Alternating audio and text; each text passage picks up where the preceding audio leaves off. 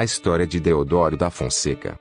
Deodoro da Fonseca foi um marechal que proclamou a República no dia 15 de novembro de 1889, expulsando a família real para a Europa, e se tornando o primeiro presidente do Brasil, onde o seu cargo durou até 23 de novembro de 1891, quando ele renuncia por causa de alguns problemas políticos e econômicos. No entanto, a história completa dele tem muito o que falar. Então vamos lá. Manuel Deodoro da Fonseca nasceu no dia 5 de agosto de 1827, na cidade de Alagoas, que hoje é o atual município de Marechal Deodoro. Filho de Rosa Maria Paulina de Barros Cavalcanti, e de Manuel Mendes de Fonseca Galvão. Seu pai era do Partido Conservador e Militar, sendo tenente-coronel, que influenciou seus filhos a seguirem a carreira política e militar, e um desses filhos foi Deodoro. Ele tinha 7 irmãos e 2 irmãs, onde todos os irmãos foram à Guerra do Paraguai, principalmente Deodoro, mas apenas 3 deles morreram naquela guerra. Em 1843, começa sua carreira militar, indo para o Colégio Militar do Rio de Janeiro para fazer curso de artilharia, terminando o curso em 1847. Um ano depois, em dezembro de 1848, Deodoro foi para Pernambuco, e incorporou-se nas Forças Armadas, sob o comando de José Joaquim Coelho. Em 1849, foi para a Revolução Praieira naquele mesmo estado, e depois foi promovido a segundo, nomeado como capitão. Em 1869, com seus 33 aninhos, ele se casa com Mariana Cecília de Souza Meireles. Historiadores acreditam que Deodoro tinha disfunção erétil, e por causa disso, eles não tiveram filhos. Em 1864, Deodoro participou na Guerra do Uruguai, participando do Cerco de Montevidéu, considerada sua segunda participação em guerras. Depois da capitulação da cidade, seguiu para a Guerra do Paraguai, considerada sua última participação em guerras, onde lutou com bravura, nomeado como coronel e recebendo as medalhas de bravura. Em 1873, Deodoro foi nomeado como brigadeiro, e depois como marechal de campo em 1884.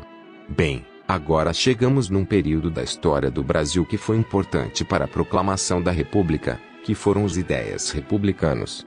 No Brasil, já existiam algumas ideias de caráter republicano, tanto no período colonial quanto no período imperial, mas foi a partir de 1870 que essas ideias que se intensificam. Então, em 15 de novembro de 1889, Deodoro da Fonseca proclama a República, fazendo a Câmara Municipal assinar o fim do Império e o começo da República.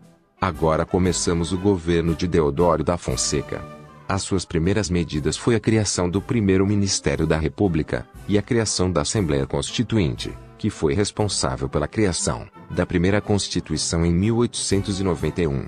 O Estado também se separa da Igreja, deixando um país como um Estado laico, ou seja, sem religião oficial. Naquele período de governo, o café estava se tornando o produto mais produzido no Brasil, com o seu foco, o Estado de São Paulo, e tendo uma ótima posição na época. As Forças Armadas basicamente governavam os estados brasileiros no lugar de políticos. Tudo ia muito bem, até acontecer uma inflação no país. Tudo começa quando o ministro da Fazenda, Rui Barbosa, decide melhorar a economia no Brasil, imprimindo mais papel moeda e criando muitas indústrias.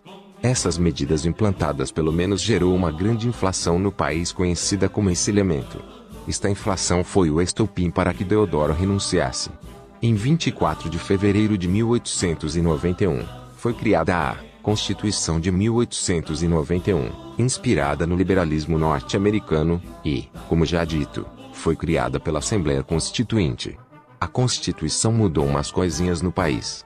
Transformou as províncias em estados, o mandato presidencial seria de 4 anos, os estados teriam uma certa autonomia, podendo criar leis, eleger seus presidentes, fazer comércio, entre outros.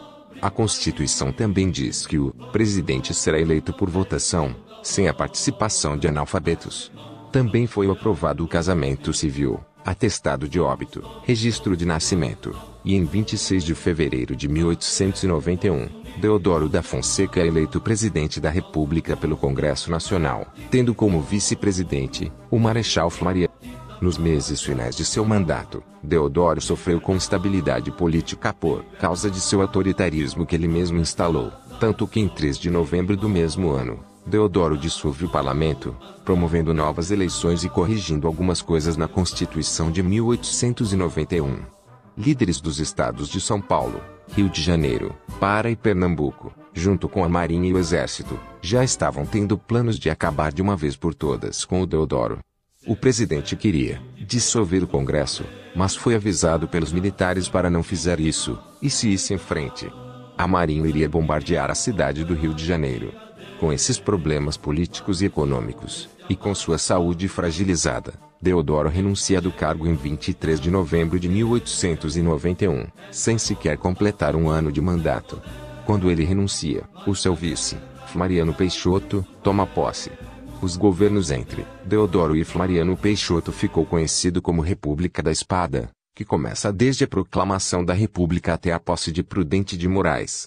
Uns meses se passaram, e Deodoro morreu em 23 de agosto de 1892, aos 65 anos, vítima de uma crise de dispneia, no município de Barra Mansa, no Rio de Janeiro. E é isso, pessoal, o vídeo fica por aqui, espero que tenham gostado. No próximo vídeo, eu irei contar a história da revolta da vacina. Se gostaram, deixem o like e se inscrevam no canal. E é isso, tchau e até o próximo.